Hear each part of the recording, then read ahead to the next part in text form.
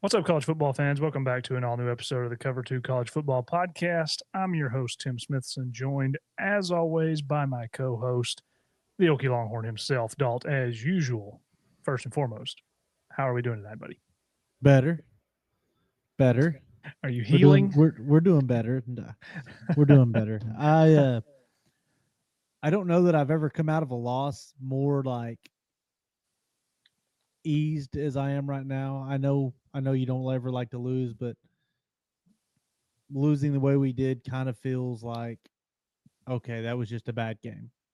Like there's such a better team. Like it it gives you a little bit of hope that it's just like that's not the best we got. So Yeah, obviously a tough outcome for your Longhorns. But thankfully, Dalt, this is not the and I mean, I guess even in the BCS era, one loss doesn't necessarily totally derail you.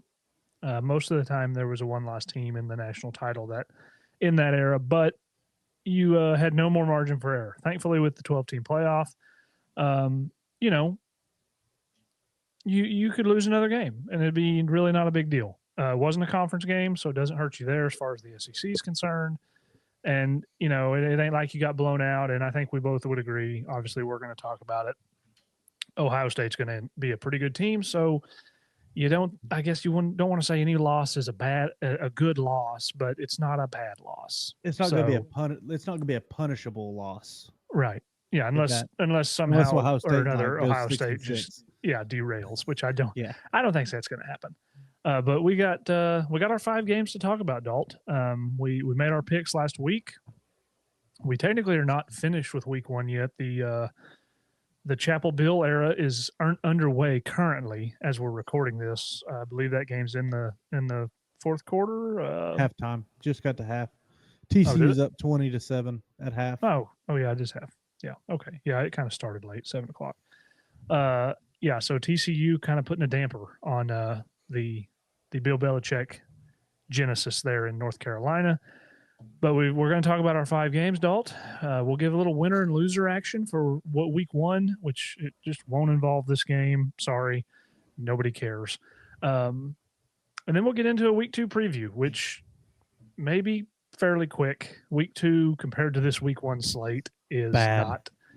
It's not very good, and like they say, Dalt, when you've got your guardrails down, it could create some chaos. So I just said that in the group chat earlier tonight. It seems like a very lackluster, boring week ahead of us, and who knows what's going to happen. Now, We said for said that me, last year, and who got beat? well, I Some think it top 10 was team got beat. I think it was the week that Arkansas beat Tennessee and Vandy beat Bama. I'm pretty sure was Yeah, which that that wasn't was week 2, but it was it like was week, one of them I don't weeks that know. we were like, God, this week sucks.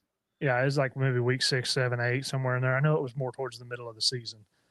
But not a necessarily boring week for me. My team is taking part in what is the marquee game of the weekend that we're obviously going to talk about, Oklahoma, Michigan. And we got The 4 other other half of games. the Red River bit Yeah. in the game. Yeah, right. So we're gonna talk about 4 other games that I think they have some potential, but we don't have any other ranked on ranked matchups. And frankly, it was hard. We didn't even find 5 matchups with a ranked team this weekend. So we could have done that, but some of the spreads were just so big. It's like why pick that? It's not any fun. Um, and so we'll get into that preview, and then obviously make our super dog picks, bold predictions, and we'll get out of here, Dalt. So I won't hold us up any longer. We'll get right into our recap, and we started with a Friday night game, and wouldn't necessarily say statement was made, but the Auburn Tigers, they go down to Baylor and they win. They win by 14. I kind of consider this more of a 7-point game. They scored that touchdown late to go up 38-24, which was the final. Now, I will say Auburn, it kind of felt like kept them at arm's length to me most of this game. I felt like Auburn got out to 14-0 lead, maybe. And I'm trying to pull it up. They got out 14-3. Yeah, so it's 14-3. So, yeah, 17-3, and then they just kind of stayed within that run, touchdown to two touchdown run the whole game. Yeah.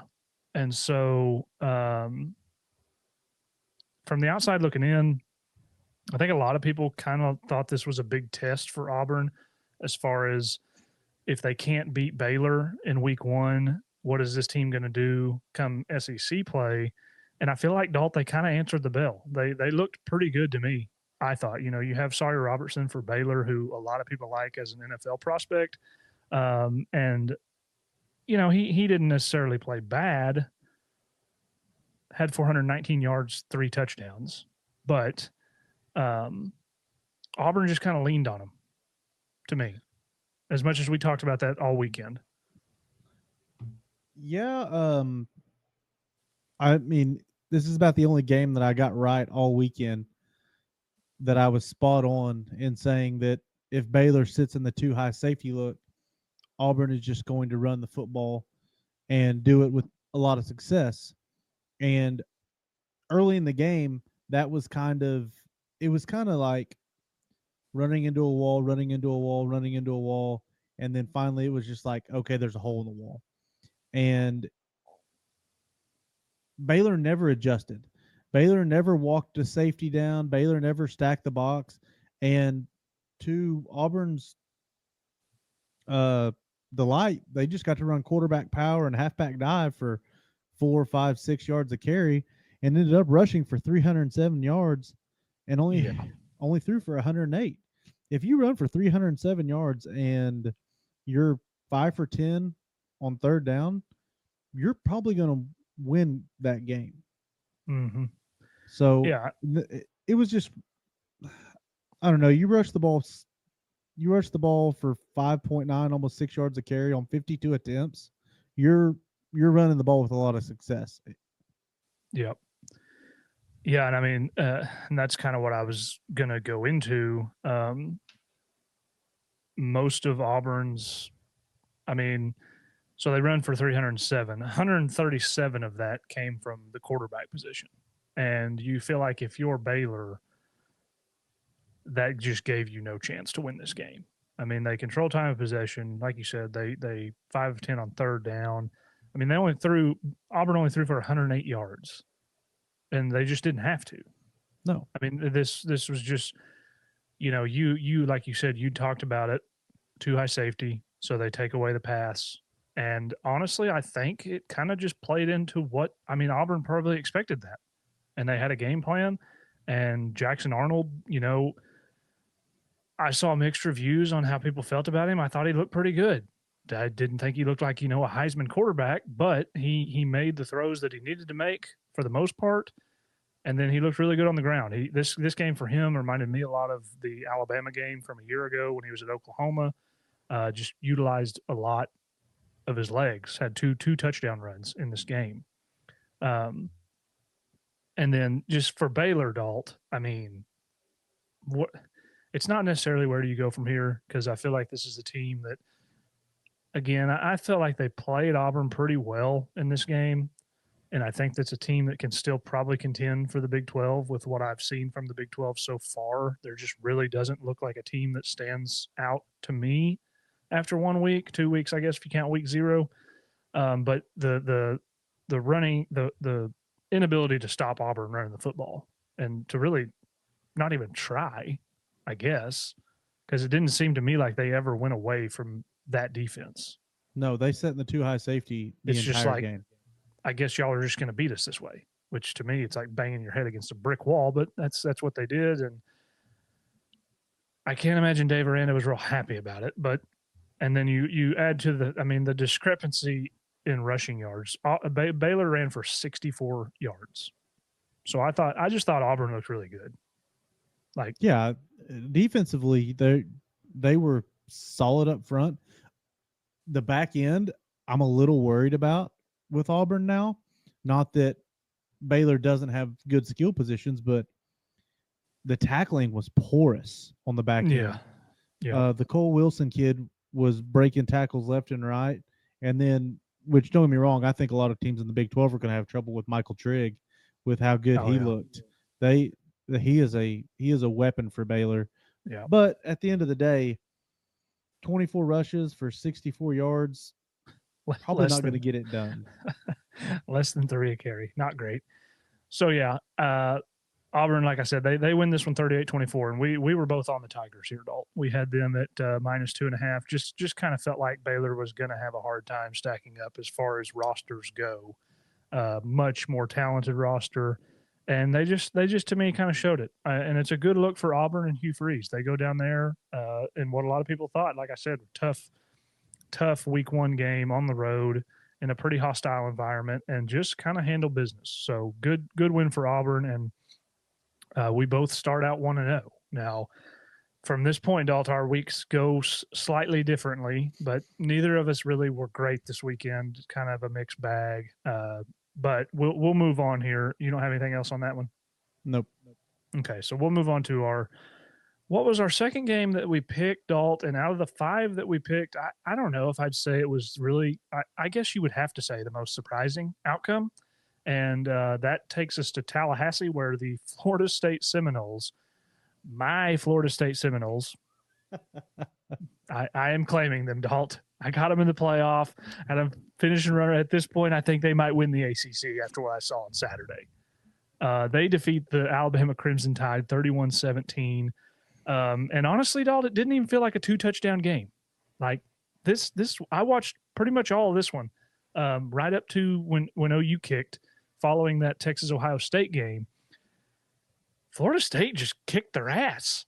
I mean, the whole game, and it was kind of like what we thought Bama was going to do to Florida State, and it was just total role reversal.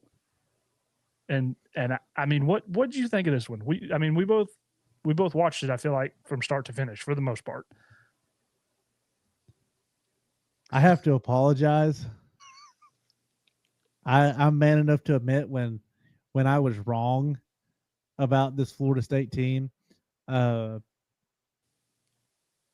I did not see this coming. If you'd have told me Florida State won, I'd have been like, okay. If you'd have told me Florida State was going to beat Alabama by 2 touchdowns, I'd have laughed at you. Laughed, right? Absolutely. And then if you told me Florida State outrushed Alabama 230 yards to 87, what wasn't good. No, it wasn't good at all. And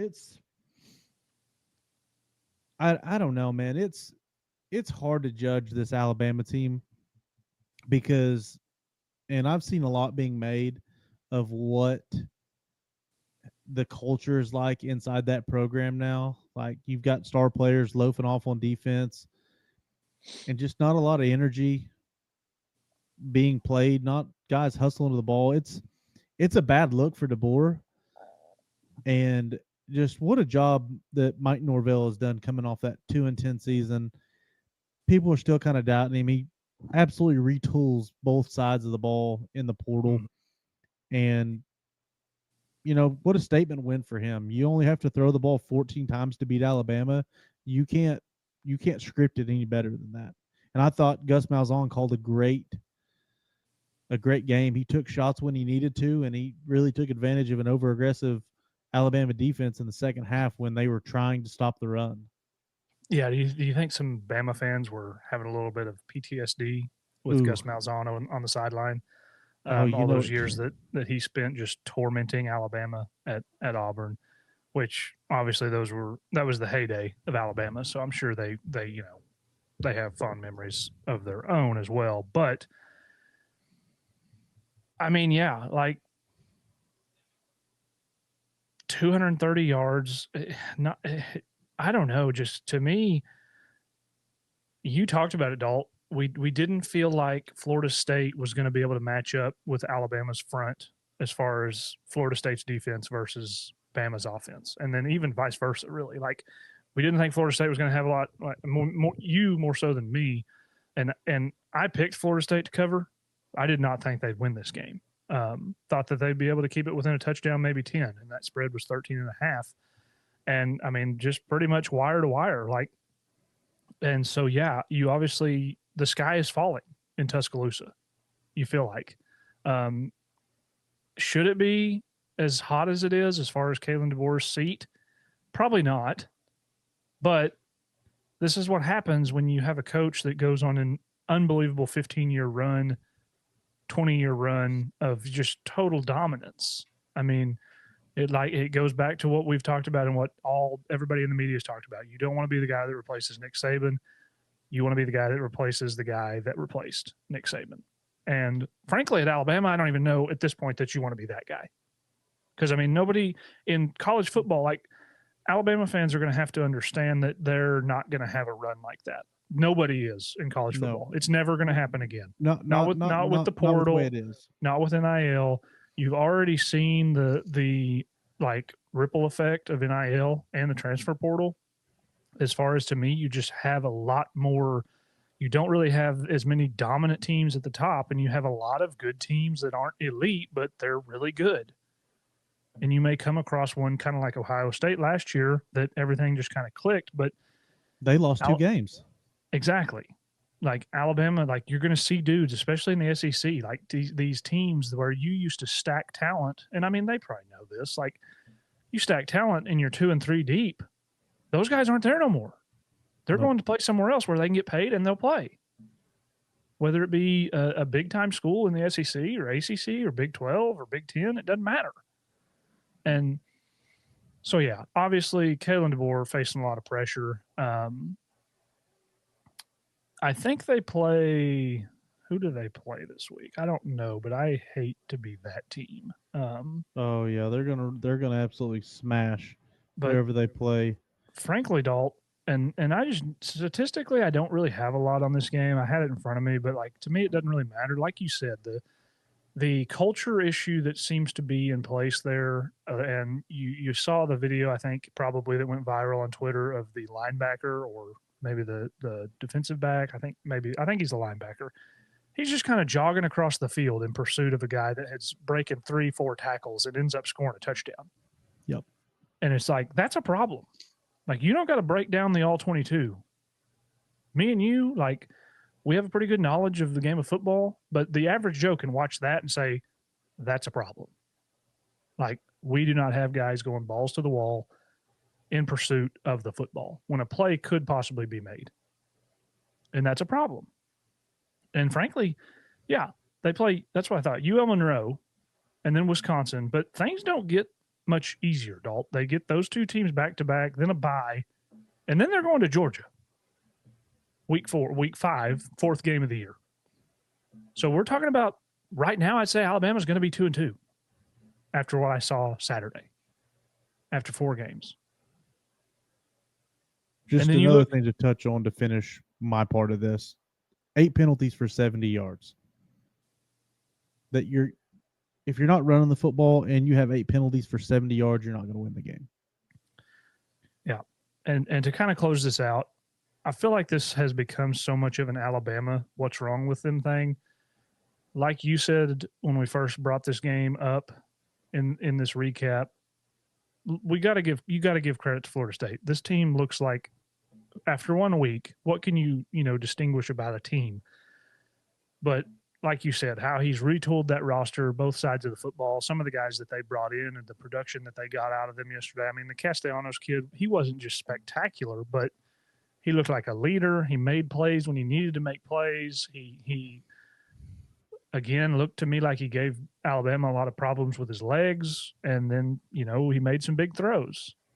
And to me, you got to give Florida State credit. And I think, at the end of the year, maybe this loss doesn't look like a bad loss for Bama, but as bad as it looks now, and to me, it's not a bad loss because everybody's just associating Florida State with how bad they were last year, and it's a different team.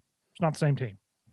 So before we move on, I did want to give credit to Florida State, but Dalt, I took the Seminoles here plus 13.5. You obviously took Bama. I thought they were kind of just going to run over Florida State, as I think a lot of people did, and that just wasn't the case. So we'll move on to our third game, and that was, I believe, it was the Notre Dame game, correct? Notre Dame at Miami, and once again, Dalt, I mean, this is kind of the what do you want to call this weekend? Like the you're not who we maybe thought you were weekend for some of these top, and I mean, you can't say it because it's top 10 games. Like these are all good teams, or maybe these teams that won these games, you're better than we thought you were weekend.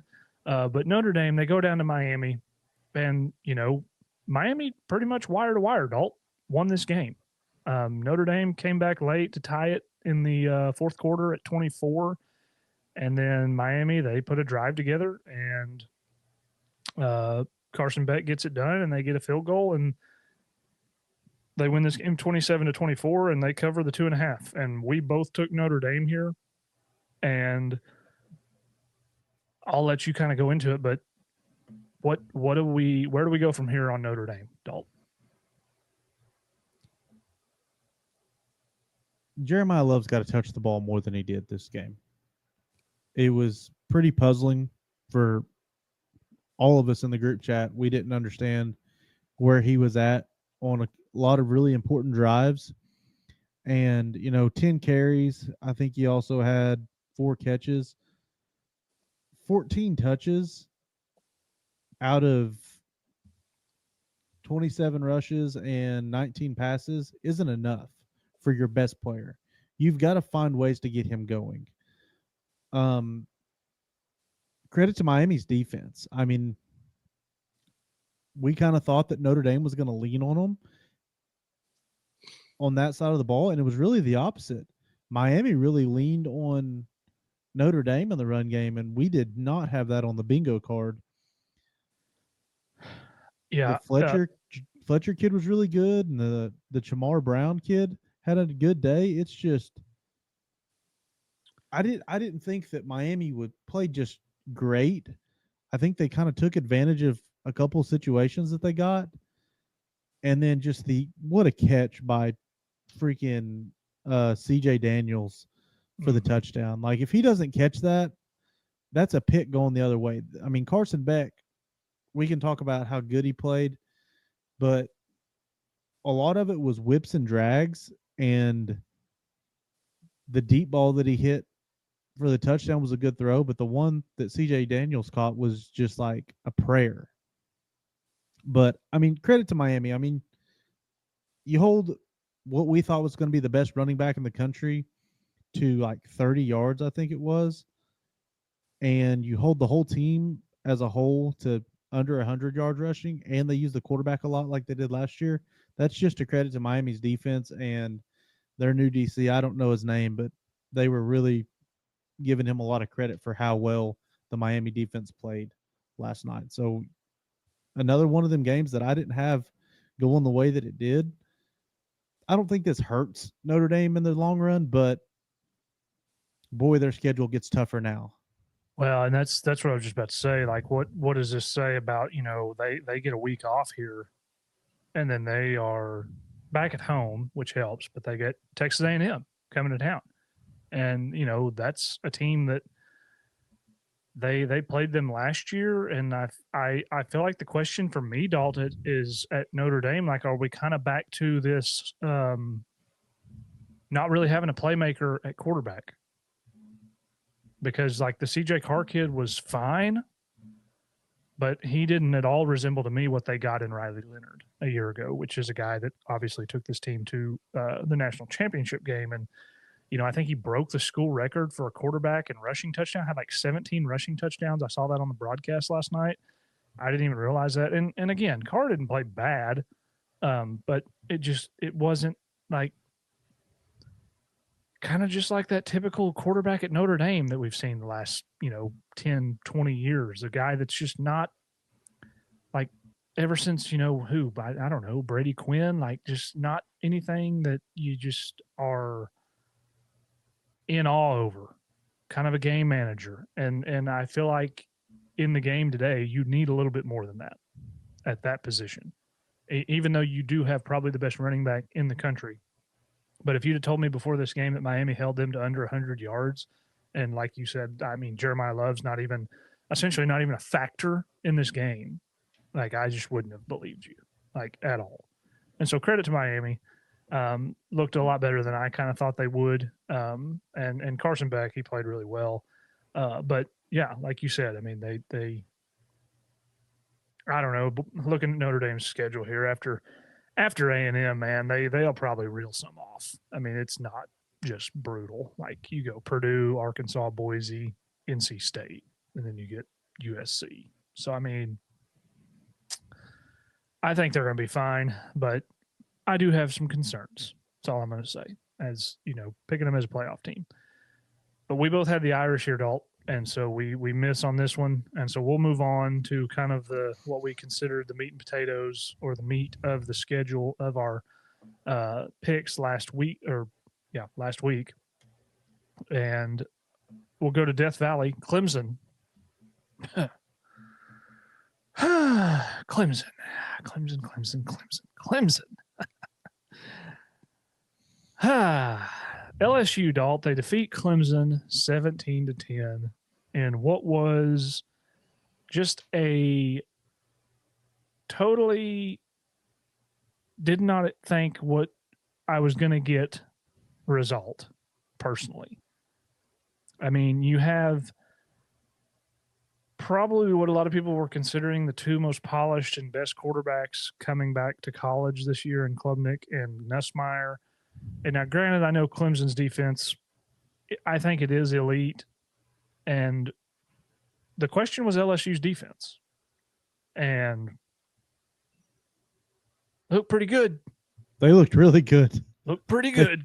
They look damn good. They looked. They like to blitz, Dalt. They like to blitz. They are exotic as all get out with their blitzes. They'll bring guys off the sideline if they feel like it'll help them. It is wild. They had delayed blitzes from the nickel spot where the lineman just let him run by. Yeah. And you get into the spot where you're like, yeah, but if you miss on that blitz and the quarterback gets outside, you're burnt. You're cooked. Oh, that's okay. We're finally going to use Harold Perkins the way the good Lord intended to use him, and he's going to spy the quarterback when you're bringing blitzes from everywhere and just be waiting for And it is it's scary. I was very impressed with the LSU defense. I think we got our answer with what Clemson's going to be in the run game, and that's not good. Yeah, Cade Klubnik. That's it. And they rushed it 20 times for 31 yards. 1.6 yards per carry is not going to get it done. I'm afraid, Dalt, that dog does not hunt. That it most certainly does not. On the other hand, not a bad rushing day for LSU. They broke the 100-yard total with 31 carries, just a little over 3 yards a carry. The Durham kid looked great. Yeah. But, the big story here is Garrett Nussmeier goes 29 to 39 for 200 yards, and he got robbed of a touchdown. That was 100% a catch. Absolutely horrible call. Officials, shocking. Breaking news, Dalt. Referees, officials, whatever you want to call them, continue to suck for anyone that was wondering. Like, terrible. It's so bad. Terrible. But, I mean, LSU just wasn't great. They kind of stumbled for a while. This was a pretty defensive game for the first half. Mm-hmm. And then it's just like LSU woke up.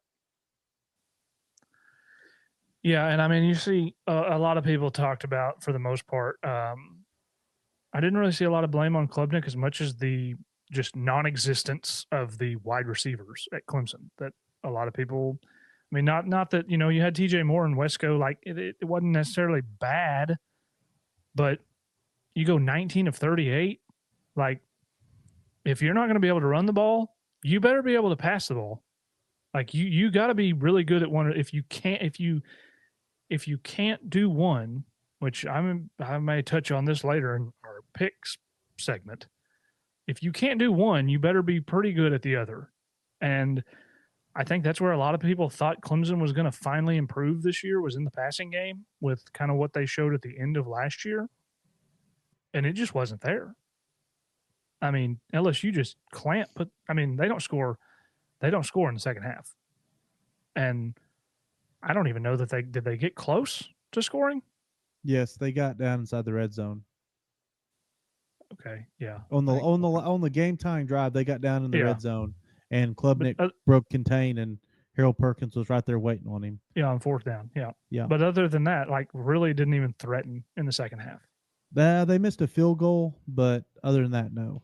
And so yeah, you look at LSU, man, and honestly, this game makes me feel a lot better about LSU than I thought it was going to, as far as picking them to win the SEC and uh, be a playoff team, especially with some of the other results around the country as far as the SEC is concerned. Um, if this is the defense you get from LSU week in week out, and I think they're going to face some much better offenses personally than maybe this Clemson one is what it's going to be. But they looked really good, and Brian Kelly he finally kind of gets over that week one hurdle, and they win their first opening week game, Dalt, since 2019.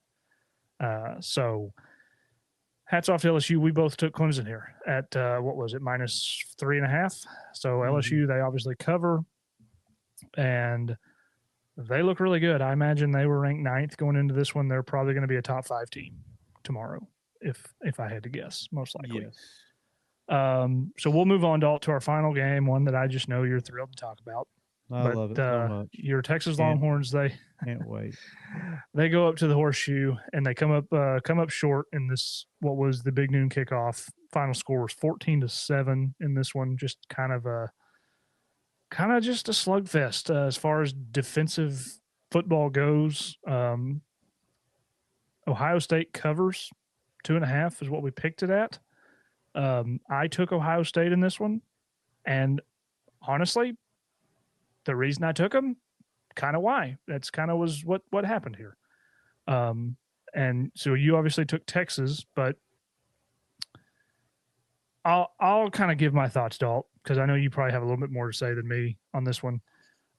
If I'm a Texas fan, my biggest honestly concern out of this game was kind of Sark in the play calling. Like I just didn't like it a lot. Like you just maybe I didn't see what I thought, but like I kind of just felt like you're like beating a dead horse over and over again trying to run the football. And like Arch, he obviously looks uncomfortable, and it just never really felt like he had any kind of easy play to kind of get him going. And now, granted, he threw the touchdown pass late. And Arch, I don't think he looked as bad as what some people are. Everyone's overreacting. Like Arch is going to be fine. Like people need to chill out. Like you're talking about a guy that he's not a freshman, but he's first start basically, first real start against a good team in the horseshoe against the number 3 team in the country, who's probably going to be number 1 or 2 tomorrow. Um, and I just thought, Sark had all off season to prepare for this game. Obviously, like I thought I'm sitting here thinking like he's going to have some stuff dialed up. And like maybe I'm not giving enough credit to Matt Patricia and the job that they did at Ohio State as far as defensively being prepared for this game, because they just just kind of just stymie Texas defensively. And so that was kind of just the biggest concern for me, was kind of just like Sark, a big game, like just the offense just didn't click. It didn't look great. And I kind of expected Arch to not just look, like a Heisman winner. That's what I talked about on the preview. And again, I don't think he played terrible, but obviously it wasn't, some kind of spectacular performance. I thought your defense don't look great. Like, Ohio State's offense, like neither of these offenses played well. Like, same thing with Ohio State running the football, like just didn't have a whole lot of success. They just were able to just make a few more plays. It's kind of what this game boiled down to, like in the end. And so I'll kind of let you give your thoughts. That just kind of was where I landed on this one. Like I said, I thought Ohio State would win the game. They did. I think Texas is going to end up being the better team. That's just my opinion. OU fans that listen to this, you may hate me for feeling that way, but that's just how I feel. I think that's what's going to be the case. So, what did you make of this one, Dalt? Something I listened to Sark's press conference today, just to kind of see what the hell he had to say about it, and I feel a little bit more at ease with kind of what he said. He said that last year he felt like they had to get cute to run the football. He didn't feel like they had a very physical offensive line. Like they were good, but they weren't physical. Like they couldn't just impose their will physically on other teams. He said that this year he feels like he can just line up in ace formation and turn around and hand it off and gain yards. And to his defense, they did run the ball well. I mean, 170 yards or 166 yards on 37 carries, almost 5 yards a carry. I kind of agree that he did have Arch on a little bit of a leash, but at the same time, the first play of the game had potential to be a touchdown if Arch doesn't short hop it to DJ Moore on the corner out. Yep. And we go back to the red zone woes. The 4th and goal, nobody's upset that Sark didn't take the points. If he'd have kicked a field goal there, we'd have lost 14-10. But after running quarterback sneak on a 4th and short earlier and barely getting it, I don't know that I would have had the I just felt like you got no push on that play at all. no I mean, Arch just got crammed. even on the one where they ran it and barely got the first down. I mean, we were just lucky that Arch turned and fell forward. Um, I would have liked to seen either like a halfback dive like Ohio State ran, or get Arch and a running back out running a 2-man game on the edge. But at the end of the day, yes, we lost. Do I think Arch played good by any stretch? No. Do I think he played terrible? No. He still threw for 170 yards. In the second half, he come along. He still made some mistakes in the second half, but he looked more cut loose in the second half, I should say. But credit Ohio State's defense. They made one more play than Texas made. Both defenses had a 4th and goal from the 1, and Texas didn't get the stop. Ohio State did. That's the difference in the game. Yeah. Texas defense held Ohio State to 200 yards, 200 total yards. Ohio State only crossed the 50 twice. They scored both times they crossed the 50. That's the difference in the game. Like Cornell Tate makes a great catch with a guy driving him into the end zone. Like he bobbles it and then still has the wherewithal to catch it. So yes, we lost. Do I think that Arch is bad? No. I think that there's a lot of stuff that can get fixed, maybe a little too amped up in that game. And that's just something that he's going to have to figure out. And it is something that I think Sark will figure out going forward. I know we've got 3 games where we're going to beat the shit out of 3 terrible teams, and then we go to Florida. Yeah. So, I mean, I'm not going to make a whole lot out of next weekend's game. I'm just going to be happy to watch my team win next weekend. Yeah. Yeah, and then that, like I said, I felt like you just, if you're Sark there, you just have to get, and it's obviously easy for me to sit here and say that as somebody that just watches the game. Like Ohio State's unbelievable, so just saying like draw up some easy things to get him going, that sounds great, but it's not easy to do. So I'm not trying to, these are 2 really good teams that are probably going to be in the playoff and possibly compete for a national title, I would imagine, unless something just totally derails one of them or both. I mean, who knows? But I didn't walk away from this game kind of like really any of these results this weekend outside of the Florida State Bama game. Like the 3 big games to me, Dalt, like all of them within 7 points. And I felt like either team could have won the game. And, the 3 teams that lost are to me still just as good as the team that beat them. Yeah. Like it's what kind of like you said, like some things just don't go your way and you play really good teams. So that rounds out our recap, Doll. We'll real quick hit our winners and losers of the weekend. But to recap our picks, we both took Auburn. So let's see here. 1, 2. I went 1-4. So I went 3-2. You went 1-4. Yeah. So I'll have to make sure and keep note of that. I'm off to a strong start. two, I'm gonna get a two, whiteboard. I'm gonna put it two, on the wall over here and keep track of it. two game lead. All right. Let's get into winners and losers. We don't have to get too far into the weeds on this, Dalt. And we'll get right into our week 2 preview. But I'll let you go first. Who's your winner of the weekend this weekend? My winner of the weekend is LSU and Florida State. I probably just took your Florida State winners, but No. both LSU just propelled themselves into being a top 10 team with the way that they or a top 5 team with the way they looked. And Florida State made a statement and beat Alabama at home. Like that's a win that nobody had you wrote down to win.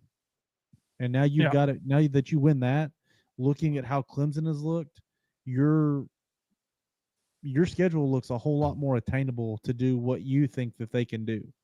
And I think that's what makes Florida State a winner, and LSU now everything's in front of you. Go get it. Yep. Okay. My winner of the weekend, Dalt. Going to get a little power group of 5 action here. South Florida. Thursday night game just destroys top 25 ranked Boise State. I think right now, kind of, you feel like kind of supplants themselves as maybe the favorite as far as the G5 school to sneak into the playoff. I thought they looked really good. The Brown kid at quarterback just running guys over into the end zone like it's his job. I mean, like Boise State, man, you go down to Florida and you walk back home all the way to Idaho with your tail between your legs and some lumps on your head because you got it caved in down there. So South Florida, what is it Alec Golish, right? Golish. Yep. Yeah. I like him a lot, and he talks about South Florida. Why not us? And why Hey, not? he's got a quarterback. He's got a Yeah, I dog at mean they quarterback. they they looked really good. I mean Boise State went up 7-0, and South Florida was like the guy playing video game meme in the Just sets chair, up. sits up and like, okay, we're gonna take this serious, and proceeds to outscore them 34-0. So yeah, South Florida is my winner of the weekend. Go ahead and give me your loser of the weekend, Dalt. Before I looked at my phone, I had 3 losers. Now I have 4. Loser number 1 is Alabama. Yeah, You're the heat is on. Here it comes. Your schedule is not easy by any length going forward. Loser number 2, Kansas State. I thought about them as well. You had to have a last second touchdown to beat North Dakota. Not North Dakota State, North Yeah, Dakota. not good. Loser number 3, after looking at my phone, Chapel Bill. They are now down 41-7 in the third quarter. I'm kind of glad. And loser number 4 is me. I had to eat a lot of crow this weekend, and I don't like it. Okay. Well, I'm gonna just. I thought about going Bama, but we touched on them enough in the recap, and then you just had them. So you brought up the catch that was called an incompletion, and then this is one that's going to affect our game of the week in Norman next week. I'm going to say my loser of the weekend, and maybe I've done this before, but it's college football officials. After that call in the LSU Clemson game, and then I don't know if you saw it, Dalt, but Michigan's basically best linebacker was ejected for targeting on a sack of the New Mexico quarterback. And to me, clearly in the video, did you see this video? Have you seen this play? I felt like he really led with his shoulder, but just kind of made contact with his face mask to the guy's helmet. Like how they called that targeting and it was upheld. And Michigan even appealed it, I believe, and it was denied today. I can't find the kid. Yeah, Jashawn Barham. He's really good. Don't know if you've watched much of him, but he likes to kill people on the football field. Obviously, had that. It was a scoop and score sack that was called back for targeting. Strip sack, picked it up, scored a touchdown. So officiating, it's just bad. It's horrible.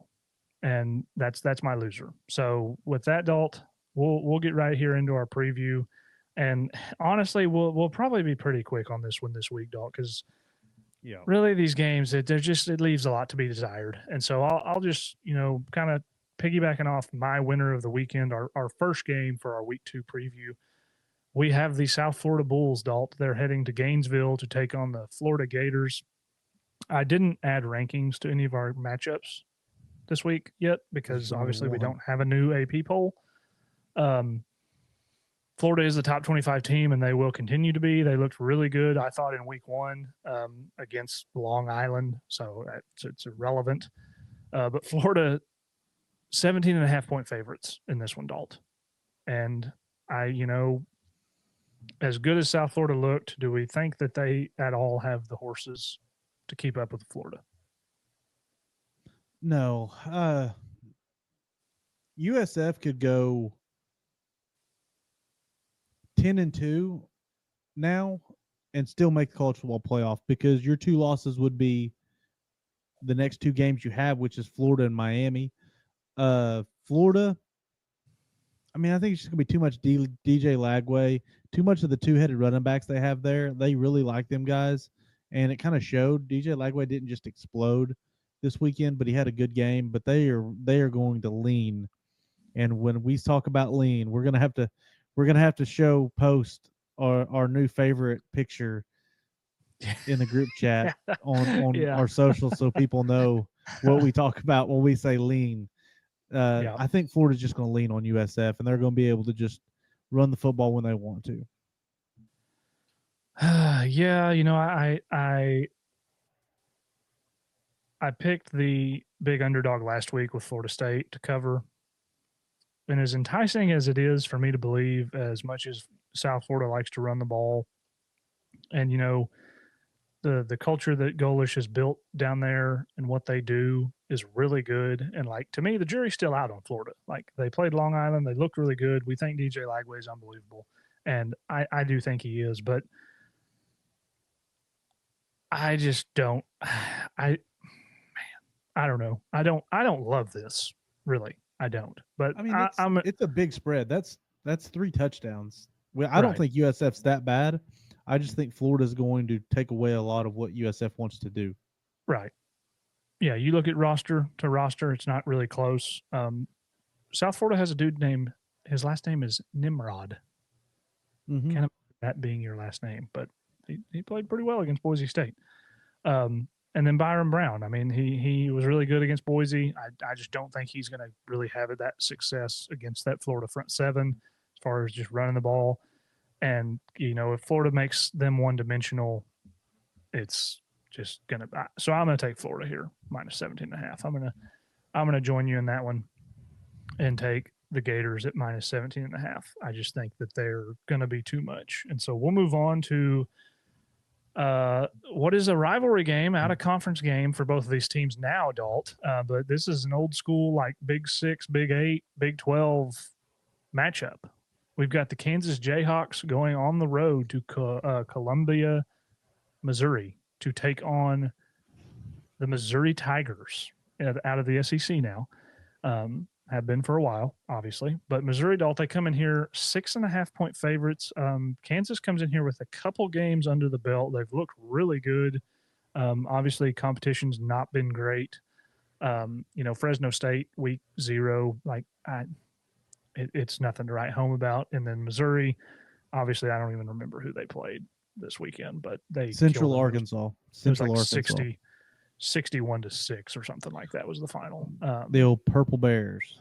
Yeah, Central Arkansas. And so Missouri comes in here, Dalt, 6.5 point home favorites. Do you like the Tigers, or can Daniels and the Jayhawks and Lance Leipold can they shock them? And I can't. Is this the? No, it's not. I can't think of the name of this. Is it? No, it's not the Border War. I can't. Yes, it There is. is it Yes, the it Border is. War? It's the Border Okay. War. Okay. Yeah, because the only reason I remember this is I remember back when Kansas and Missouri were both top 10 teams in like 2006 or 7 when Yeah. Kansas won the Orange Bowl. Yeah. Big old school Big 12 North Yeah, rivalry game. this is this is a hard game for me to pick. I mean, I'm really just kind of going off of really the eye test that I've seen. Missouri's at home. I just don't know what to expect from Kansas's offense against Missouri's defense. Not that Missouri's defense just I feel like is going to be great, but the Perbula kid looked really good in his uh, opening game. Granted, the competition was terrible. I'm going to take the home team here at -6.5. I just, I don't know. It's just taking the home team here. All right, I'm going to disagree with you. I'm going Kansas, and no, it's not out of hate for Missouri. Chill out. I I look at one position, Dalt, and it's what you just brought up, quarterback.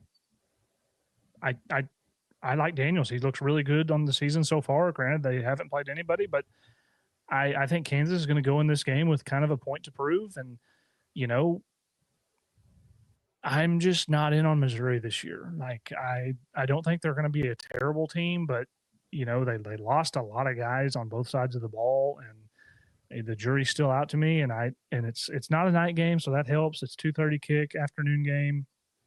I don't just think that Missouri. Nobody really considers that just a brutally tough place to play. They do have it's a great atmosphere there. It is tough, but it's not one of those top 10, top 20 places to me in the country to go play a road game. Um, and I just like what I've seen from Kansas, and I like Lance Leipold. I like uh, Daniels at quarterback. The Highshaw kid at running back's really good. Like I don't know. I think Kansas. I think they cover, and honestly, I might take them to win this game outright. Like picking them to cover, I know that they could cover 6.5 and lose by 3 or 4 or whatever, but I kind of like them to win. So I'm going Kansas plus 6.5 here. I just think they have the more dynamic playmakers, and that's going to be the difference. I think the one place they could get in trouble is probably the defensive side of the ball. But Missouri's offensive line against UCA did not look good. I don't know if you watched any of that. I I saw did some not. I saw some highlights going across Twitter, and the Missouri offensive line looked bad. The quarterback that started got hurt. I don't know if you saw. I can't think of the kid's name because they were going into that game against UCA saying they were going to play both guys. I can't for the life of me think of his name. Um, but he got the green kid at left tackle No, just yeah, I heard he got whooped a lot. whiffed, sack, hurt his knee. Nice. So it was like early in the game too. Billy Bob. Billy Bob. Too slow, too dumb. Hurt my quarterback. Oh yeah, it's Quarterback's great. dragging his leg around right now because of you. Anyway, I'm going Kansas here plus 6.5. So we'll move on to third game. We got the Cyhawk. We pretty much pick this one every year, week 2. I mean, it's a huge rivalry. Another rivalry game that we're picking. Iowa's going on the road to Ames at Iowa State. Iowa State, Rocco Becht and the boys come in here as 3.5-point favorites, Dalt, at home. What do you make of this one? They look good. They've looked really good in both of their games. Rocco Becht looks like he's just got all the answers for every defense. I know that who they just played wasn't very good, but I don't know. I'm not big on Iowa's offense, and I think Iowa State's kind of always got a good defense that matches up well with Iowa.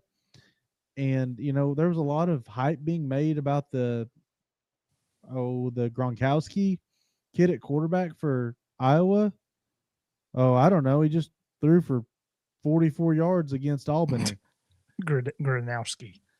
Gronowski. Close. Okay. Yeah. Probably be better if it was a Gronkowski. I seen Gron and Ski at the end. So yeah, there's just missing a K. Yeah, well, I was always gonna have a good run game. The Williams kid had a great day, but I don't know. I feel like you're gonna have to throw the ball in this game, and when you get into those situations where you have to throw against this Iowa State umbrella defense, it does not go well. So I'm gonna take Iowa State here -3.5. There's going to be some movement this week, Dalt, with the picks because I'm taking Iowa. as Oh much as I boy, like Iowa State, like I think they're the better team, but whenever I feel this way about Iowa State, and really it seems always this way, when Iowa Pat State Campbell seems like loses. the head and shoulders better team, they should not lose this game. It's at home. It's it's not a night. It's 11 a.m. It just feels like it's just a perfect recipe. Iowa's going to go in there and beat them. I just think they are, and so I'm taking the Hawkeyes outright. I don't care Gronkowski. It makes no difference to me. At quarterback, I don't care. Matt Campbell's losing this game. I have no ill will towards Iowa State. I've been an avid supporter of the Cyclones on this podcast in years past. I 100% think they're the better team, and I won't be disappointed if they win, other than the fact that I picked Iowa. But I am taking the Hawkeyes. I just think that this is going to just be a disgusting 13 to like 7 or 10 or some weird score like 14 to 9 or it's just the way it goes. It's the way this game goes. And so I'm taking Iowa. Give me the Hawkeyes plus 3.5. Yeah, they win this Hawk. Fourth game of the week, Dalt. Let's get through it. And that is the Illinois Fighting Illini, Brett Bielema, Luke Altmaier going on the road to take on the Duke Blue Devils, Manny Diaz, Darian Mensah. Both of these teams have looked pretty good after 1 week. Again, it's hard to we get on here in weeks, these early weeks, it's really hard to pick these games because oh, you have so little to go you off don't. of. Yeah, you have no idea. But I watched some highlights of both of these teams in their games, and they, obviously played lesser opponents. But Illinois, Dalt 2.5 on the road. Duke, obviously not a brutal place to play, but they've had some success there here in recent years. Even last year, had a really good team under Manny Diaz. What do you where are you falling on this one? I'm just going to take the team with the better quarterback. I'm not going to go into some deep dive like I know either one of these teams. I don't. I'm going to take Luke Altmaier in Illinois to go win on the road minus 2.5.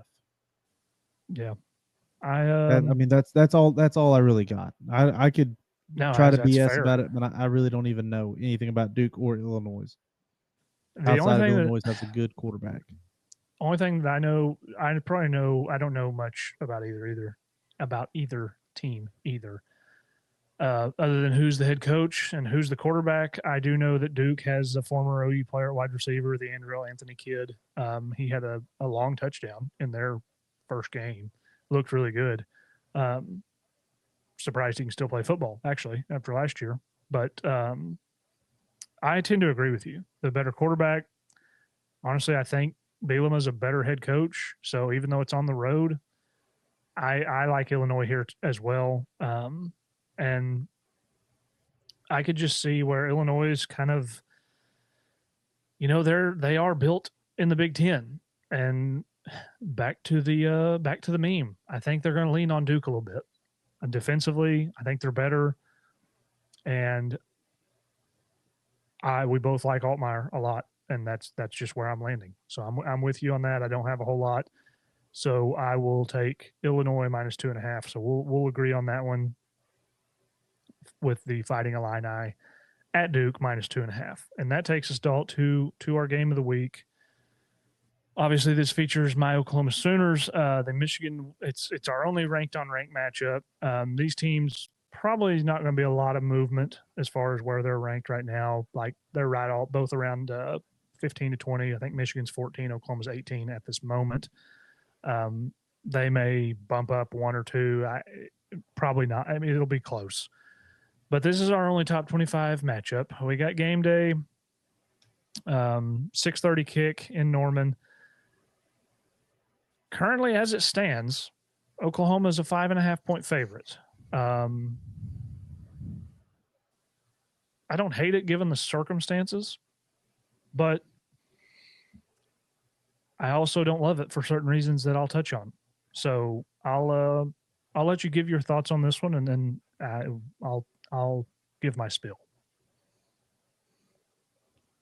I think the reason it's a 5.5 point game or spread is because it's at home. Norman's not a very easy place to play. You have a freshman quarterback, true freshman quarterback, making his first ever road start at a tough place to play with a defensive head coach that tends to make things hard on quarterbacks. And let's be completely honest, Michigan gave up 17 points to New Mexico and they had 3 interceptions and still gave up 17 points. Granted, a lot of that wasn't on the ground, but Oklahoma didn't run the football very well against Illinois State. No. So the offensive line play worries me for OU, but I think you have a playmaker at quarterback that can get this done. It being 5 points worries me, but I don't know that Michigan's just going to run the football with as much success as everybody thinks they are. And I'm not 100% sure that the Underwood kid's going to be able to sling it around the way everybody thinks he is. And give me the experienced quarterback here. I'm going to take Oklahoma minus 5.5. You're doing a little bit of that voodoo witchcraft on me right now, No, don't? no, because I need to make up some games, so I need some wins this week. uh, I did not take a single dog in all 5 of these games. Yeah, I just realized that. I guess I'll give my pick. I'm going to take Oklahoma here as well. I think they should win this game by a touchdown. I don't necessarily think that they're just head and shoulders the better team. I think this is a fairly even matchup, like roster wise, and I think both teams have different strengths at this current moment. I do think Michigan is obviously with Bryce Underwood. Like I would expect them to lean on the run, and honestly, the run defense for OU this weekend wasn't great, wasn't bad. Like it's just you play a god awful team. Like so, what exactly are they really trying to do? You know, like you're playing a lot of guys. Like in Illinois State, they had like maybe 2 or 3 kind of explosive runs. Other than that, nothing. Like nothing. They didn't do anything in the passing game against Oklahoma. Like nothing. So I would agree with OU right now. Being I think Bryce Underwood's extremely talented. He's going to be a really good player, but it's your second game of your career as a true freshman starter on the road, and like you said, not an easy place to go play. Brent Venables has proven, and he even kind of proved it last year. Even though Oklahoma wasn't a good team, like defensively they were really good, and he had some really good game plans against some good quarterbacks.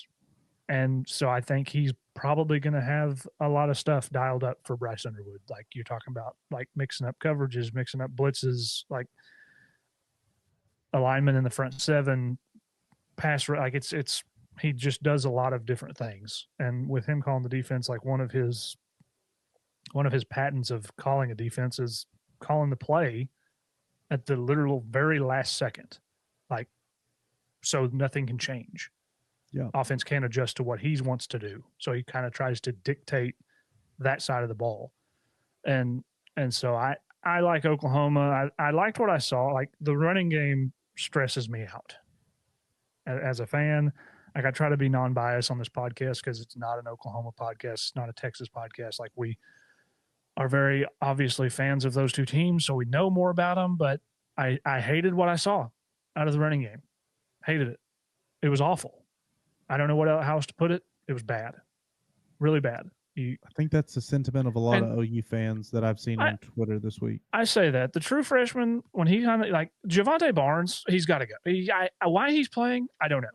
The guy's got to go. He's horrible. He's good in pass pro. That's it. Put him at tight end or something. I don't know. He is not a good running back. Blaylock kid comes in, things look better. Still wasn't blocked up great, but he made some stuff out of nothing at times. And Jaden Ott is a mystery to me currently. He's apparently missed some practice. He's been a little banged up. I don't know what's going on there because they say that, but he was like in the game on kickoff returns, but he played 3 offensive snaps. So I don't know what's going on there, but he needs to play. You're paying him a lot of money. And Oklahoma was without a couple, 2 or 3 guys that I think are going to start as far as the guys that they think are going to be full-time starters on the offensive line in this game. But nothing major injury wise, but just they didn't play in this game. And so I like Oklahoma here, Dalt. I guess I'm being a homer. I think they win this game by maybe a touchdown, maybe 10. I hope, obviously. But if Michigan goes in there and beats them, I won't be surprised. I'll be disappointed as a fan, but I won't be surprised. So I like Oklahoma minus 5.5. I just have concerns. I don't feel great about it. That's all I'm going to say. So I'll recap these picks real quick, Dalton. We'll get into our Super Dogs Bowl predictions and we'll get out of here. So real quick, UCF at Florida. We both like Florida at minus 17.5. Kansas at Missouri. You like Missouri minus 6.5. I'm taking Kansas plus 6.5. Iowa at Iowa State. You like Iowa State minus 3.5. I'm taking the Hawkeyes at plus 3.5. Illinois at Duke. We both like the Illini at minus 2.5. And then Michigan at Oklahoma. To round things off, we are both taking OU at minus 5.5 in this game. And so with that, Dalt, do you have a dog that is super? I do. Let me find it. Let me find the spread just to make sure I get the spread right. All right, here it is. I have Middle Tennessee State going up to Madison, Wisconsin, and keeping it within 4 touchdowns at minus 28.5. Okay. I'm going to go with another state team, and I'm going to take Kennesaw State plus 36.5 against Indiana. And Kennesaw State may be terrible. I have no idea, but honestly, Indiana did not really look great to me in their season opener. I think they only won by like 13 points, like 27-14 over who was it? I'm trying to pull it up here. Come on. Old Dominion beat Old Dominion 27-14. So it's kind of more of an Indiana thing than it is a Kennesaw State thing. So I'm going Kennesaw State plus 36.5. And Dalt, give me your bold prediction, and we will get out of here. My bold prediction is Mississippi State upsets Arizona State this weekend. Okay. I don't hate that. Jeff Lebby. Who did they play week 1? Let me pull it up. They beat the hell out of them. Did they beat no, they didn't beat the hell out of them. They beat Southern Miss 34-17. Because they traveled to Southern Miss.